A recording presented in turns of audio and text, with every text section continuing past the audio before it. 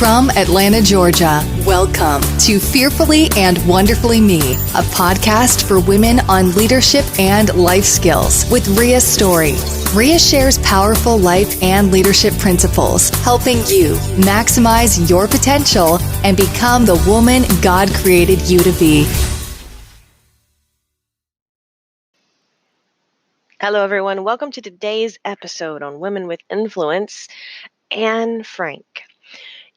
Probably like most people, most people have at least heard of the Diary of Anne Frank. It's one of the most well-known books, particularly about the war. And if you haven't heard of it, it's basically the diary that Anne kept while she and her family were in hiding from the Nazis. And it's a pretty insightful book just because it talks about so much of the people that were there and what was going on, and certainly the state of the conditions, and what was so sad about the whole story is that Anne and her family stayed in the annex, as they called it, in hiding for years, very successfully, and they were finally discovered and captured just a couple of months before the end of the war. And Anne and her sister both died in one of the concentration camps. Well, after it was clear that Anne and her sister were not coming home, someone gave Anne's diary to her father, Otto Frank. And that someone was a lady named Miep, and I hope I'm saying her name right. It's German, or it's I think she's actually Dutch. And so, like most people, I'd heard of, and I've actually read the Diary of Anne Frank, and I love Anne Frank because of just for a young girl, she had such incredible insight and wisdom and maturity. So if you've read the book, The Diary of Anne Frank, it's certainly insightful to read and shares a lot of the perspectives. And I love, probably my favorite quote by Anne Frank is the quote, "The final forming of a person's character lies in their own hands." So here's a young girl. She was just a young teenager, and she and her family were hiding away for years, and sometimes they were almost starving, and they were just, living in extreme poverty and hiding. And yet she's journaling and she's writing, and her writing just shows incredible insight, particularly for someone who is so young. But when she talks about all of the circumstances in the situation, and then she can say the final forming of a person's character lies in their own hands. You know, I'm always fascinated by stories from World War II because we have so many stories of so many people who went through something incredibly difficult. When you talk about adversity, a lot of us have the perspective of adversity as, gosh, I got in a car wreck after work and it certainly messed up my day and maybe the next few weeks from the inconvenience.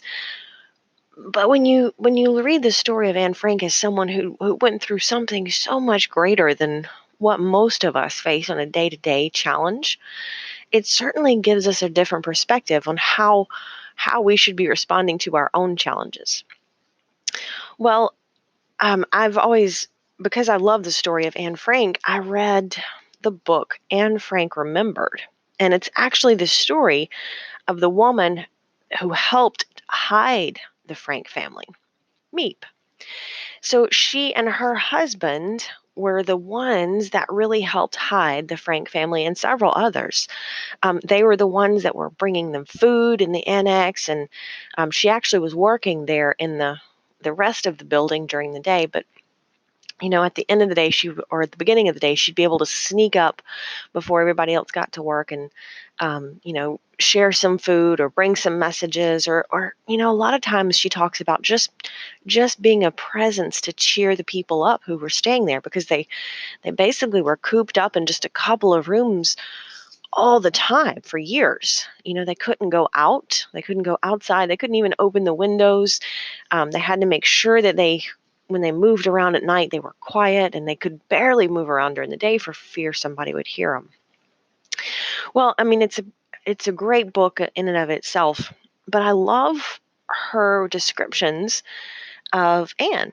And she talks about, trying to stretch the rations because one of her jobs was to go around and find the groceries to feed them all. And I'll quote from the book here. Sometimes it took me twice as long to scavenge enough groceries for all of us. It was not unusual to wait in a long line at the shop, finally to get to the counter and find there was almost nothing to buy. A few beans, some wilted lettuce, and half rotted potatoes. Food that when I got home, it was bad and it made us sick. It ceased to be interesting to eat. We were forced to do with anything we had. This meant monotony and boredom with the same fare for days, and it also meant getting digestive problems or being left half sick and still hungry. But I never did hear a complaint from the hiding place, never a sign of boredom or disappointment as the food was unpacked and stored. Never a comment about how our friends were tired of eating kale, more than 2 weeks of kale, or some other food. Nor did they ever complain to me about the ever-decreasing rations of butter and fat. She goes on to say someone had gotten hold of some secondhand clothes and sent them to the hiding place. Most in need, she says, and most obvious was little Anne, who was turning into not so little Anne before our very eyes. She was simply bursting out of her clothes, and her body was changing shape as well. Her feet could no longer be squeezed into the shoes that she had brought into the hiding place. It made me laugh when she tried, but inside I could have cried at the sight of those tender growing feet that should have been running and dancing and swimming. Well, this growth spurt was right on schedule.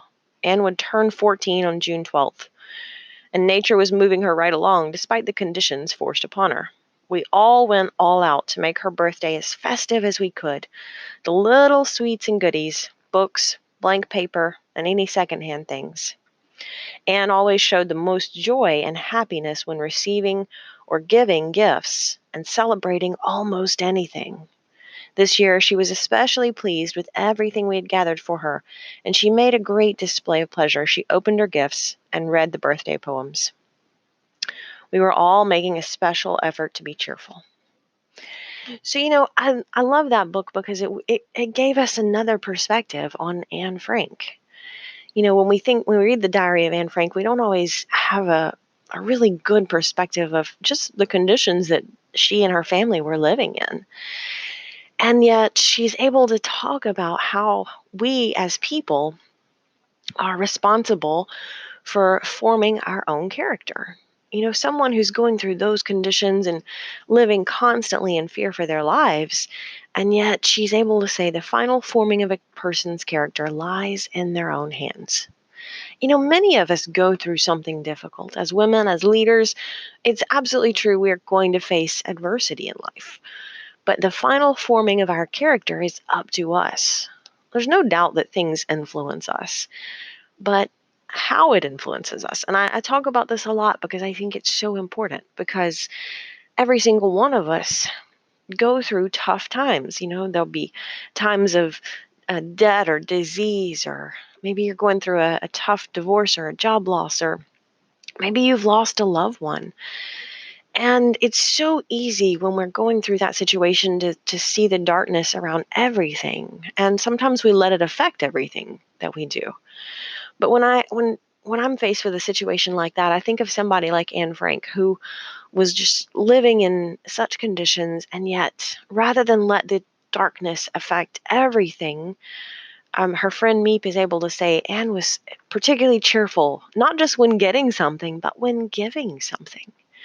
Here we have the perspective of a young girl, but very mature girl, who had such incredible insight and wisdom, but she was especially cheerful when she was able to give somebody else something. And, a lot of times in those situations, they were giving, secondhand or third hand gifts that they had, just anything that they could spare that they could give to somebody else and say, here, it gives me greater joy for you to have this than for me. And you think, wow, I would love to be able to say I have that spirit of giving with the people around us, around me. So I love that. As we talk about women with influence, Anne has certainly had so much influence over the years since her death. So Meep in the story goes on to share she actually was the one, when the annex got raided, she was the one who scooped up the papers, and in the papers she stuffed in a drawer was Anne's diary. And she kept it for several months until finally Anne Frank's father, Otto, came to stay with Meep and her husband. And that's when they learned that Anne and her sister had passed away. And so that's when she gave him the diary and said, "This is your daughter's legacy to you." That was sometime before it was published, and you know, but think of the impact that it has had over the world. Think of the influence that this young girl, she had no idea when she was writing this diary of the impact it would and the influence it would have. And yet that is her legacy, the mark of the impact and the influence that she's had on the world. But she has used her influence in such a positive way through her words. And talking about our character is up to us. It's formed by our own hands. Until next time. Start increasing your influence and maximizing your potential with Ria's audiobooks. Available at audible.com, amazon.com, and iBooks. Please visit riastory.com to learn about Ria's books, resources, speaking, and training programs. Thanks for listening.